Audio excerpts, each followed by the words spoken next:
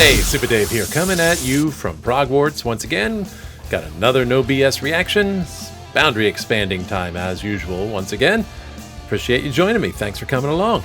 So today I am going to continue my chronological exploration of Amorphis, moving on to their fifth album, which is Am Universum, and I'm going to be checking out the song Drifting Memories. So originally, a little backstory here, I had recorded a video for their biggest song off this album, which appears to be Alone, but that all got mucked up, so I had to scrap that video. And since I'm not going to do a fake reaction here, I picked this song as a replacement. So that's what we're going to go. It appears to be close to, if not definitely, their second biggest song off the album, so that's how I picked that. I can think back to earlier reactions to Amorphis. I had gotten recommendations for this album in particular, so I'm glad to be finally getting around to checking it out. So anyway, before I start with that, we're going to do the usual reminders, and that is, of course, if you could, please like and subscribe. Do that bit of thing there. It really helps the channel out. Much appreciated if you do that. If you like the social media thing, you can find my links for my online accounts there, and you can also find the link to my all-progressive rock station on Live 365. That's called The Expanse. Go check it out if you like prog, and even if you don't, you might find out that maybe you do. On Sundays, we feature nothing but 60s and 70s prog from the classics. That's called the Brain Salad Sunday, so check it out when you get a chance. Meanwhile, all right, here we go. Time for Amorphis, Drifting Memories. Buckle up.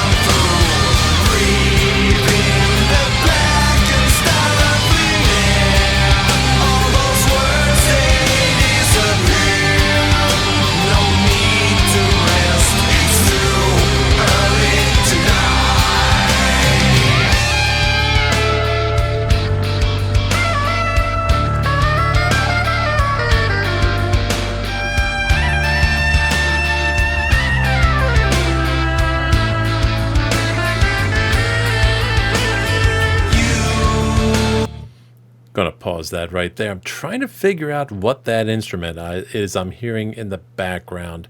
It puts me in mind of like a clarinet or an alto sax or something like that. And yet at the same time, there's a certain rustic feel to it that makes me think it's not something like those, but maybe could be some sort of more traditional folk instrument kind of thing. I know these guys have at times been termed as folk metal, and I'm not hearing that here. This is probably a little more straight ahead, a little more symphonic metal. But that is an interesting component to the song that really kind of stands out. And at first, when I heard it in the background, I couldn't quite make out what I thought I was hearing. I actually thought I heard like somebody kind of singing wordlessly, and then I realized, no, that's not it's not a human voice. It's not what they sound like, Dave. And so I was trying to figure that out. I'm not quite sure I've nailed it down.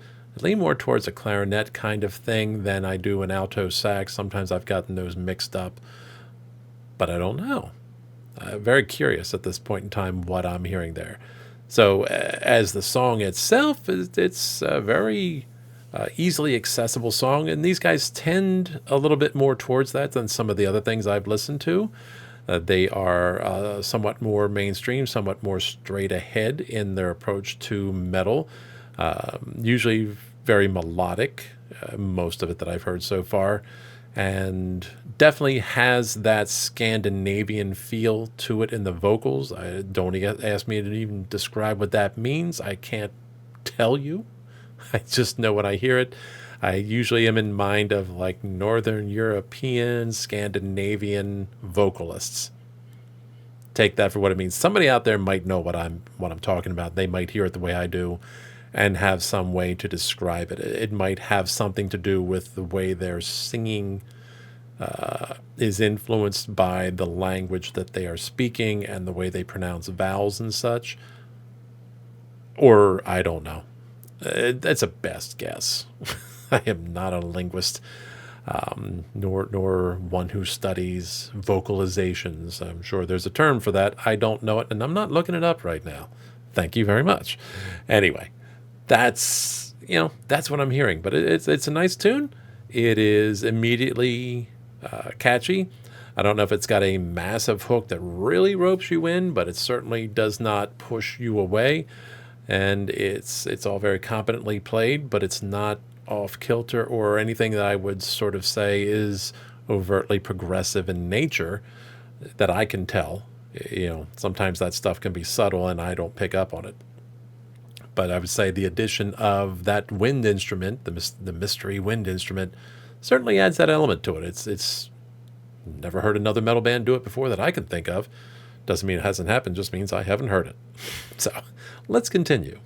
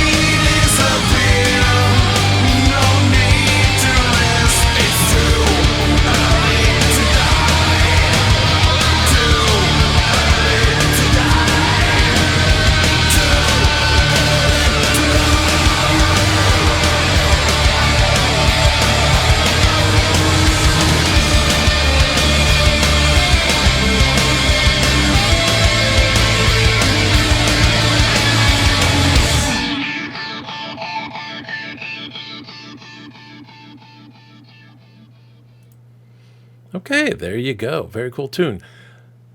Drifting Memories by Amorphis. And again, that getting back to our friend, that wind instrument, the mystery wind instrument that was in there. Interesting that they made the choice in the composition to give that the spotlight for the most part in the instrumental break, where you would normally expect a guitar solo or something like that in a song like this. They actually decided to not only keep that instrument around for the flavor it added, but it actually got front and center, although I think really if they might have brought it up in the mix just a little bit. I found it, especially early on, a little bit difficult to hear. And for me, with all the stuff that was happening at once, and there's a lot going on in that point, the guitar did step back a bit, let the bass carry on more the primary riffs, but to me, the sound of the clarinet, the wind instrument got lost, the reed instrument, whatever, got lost a little bit in that mix, and it wasn't as easy to hear what I would have liked to have heard. So that I wish perhaps had been done a little bit differently when they were mixing it, but nonetheless, I still enjoyed it. Just for me, I think, and maybe different listening headphones versus speakers versus somewhere else. These things can sound, as we know, different in different venues and through different devices.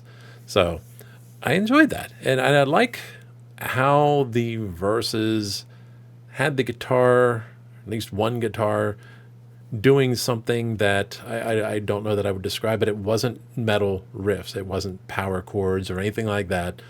It was kind of this more this quick sort of rhythmic strumming that kind of varied, up and down, best way to say it. It was varied in how much they were doing. I'm starting to sound like an idiot. But I like that. And then how, of course, for the chorus, they brought up the guitar. It was doing the big, huge riffs. These guys love huge riffs, but I think that is, of course, comes with the symphonic metal territory. It's very grandiose in many ways. It's very operatic. There's all this power and emotion behind it. The guitar carried that primarily, and to a large extent, the clarinet was featured prominently, especially in the second chorus.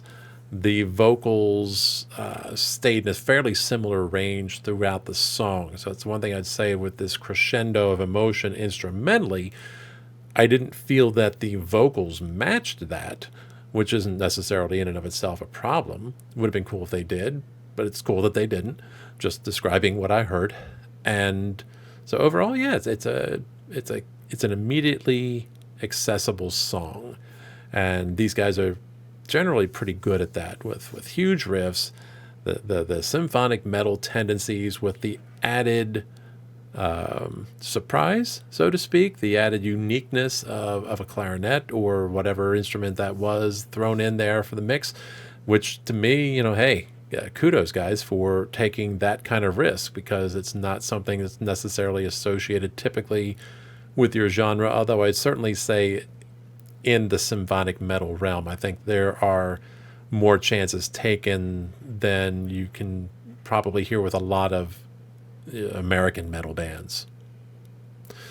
There are things that they are willing to do, chances that they are willing to take in Europe that you just don't hear as frequently taken over here, where it still tends to kind of stick in that blues rock rooted heavy metal, straightforward rock and roll thing that you tend to get in the U.S., with a few exceptions here and there. I enjoyed the song. I could certainly see it being thrown in on a playlist. Remembering what I remember from Alone, it's a good companion piece to it. So both songs are, melodic in that sense, with the symphonic flavors and tendencies. So it strikes me then that it's encouraging that the album in and of itself is likely pretty consistent. But 2 songs out of 10, a lot of things can happen between the beginning and the end of that album. So at the very least, I'm encouraged that 2 of the songs off the album are actually quite good. So whoever had that recommendation, if you did, very good. Thank you very much. You seem to be on track with picking out things that at the least I would enjoy that I think a lot of people may enjoy, but who knows? We've all got different tastes, right? It's what makes it fun. It's what makes it interesting to dig into all this stuff and find out what's going on and what other people think of things and what I've missed along the way, because I can only hear so many things, as I find even now. It's all I can do to keep up with new progressive stuff. Matter of fact, we've got a first quarter review coming up here real soon. I should be getting that out by week's end. We're going to take a look at the bountiful pleasure that has been 2024. So stay tuned. Meanwhile, what are your thoughts on this? What are your thoughts on Amorphis? Do you know what that instrument was? It's probably somewhere in album notes. I could probably find out on my own, but do you think it was used well in this context? Do you find it weird or grating and would rather they just left that out because you think it just doesn't fit the song? Do you have other thoughts about the mix of the album or whatever you want to share? I'm up for all of it. Share some comments. I try to get back to everybody as much as I can, even if it's just to say thanks for watching. I do appreciate your time here with me, and hey, officially, thanks for watching this time around. That is all I have for you at this point in time. That leaves me with just the usual reminders of never be afraid to deviate from the norm, keep it proggy, and this is Super Dave, signing off.